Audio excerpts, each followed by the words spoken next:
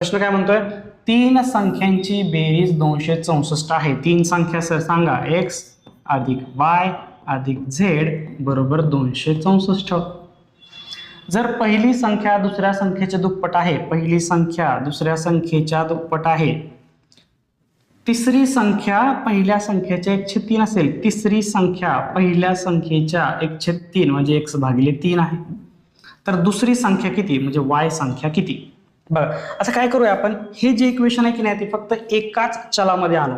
म्हणजे आपण फक्त वाय मध्येच आणू. का वाय मध्ये आणायचं, कारण की आपल्याला दुसरी संख्या विचारली तर वाय मध्येच ठेवूया. मग एक्सच्या जागी काय करू, 2y टाकू आणि झेडच्या जागी काय करू, एक्स भागिले 3. बघा आता झेडला वाय मध्ये कन्वर्ट करावं. एक्स किती आहे हे बघा, हे 2y दिसते की नाही, ते 2y भागिले 3 झालं.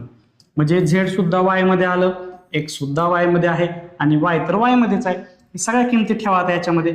एक्सच्या जागी मी 2y ठेवतो अधिक वाय आहे तसं अधिक हे 2y भागिले 3 बरोबर 264. छेद समान करायचं मला. मग छेद समान करायचं म्हणजे मी काय करू, ह्याला भागिले 3 करतो, गुणिले 3 करतो, ह्याला भागिले 3 करतो, गुणिले 3 करतो, झालं छेद समान. मग काय आलं वरती आलं मित्रांनो 3 दोन्ही 6y, हे परत 3y आणि प्लस 2y बरोबर 264. हे भागिले 3 आहे. मग त्याला 6 आणि 3 9 2 11y, हे 3 आपण तिकडे नेऊया. मग काय झालं 264 गुणिले 3.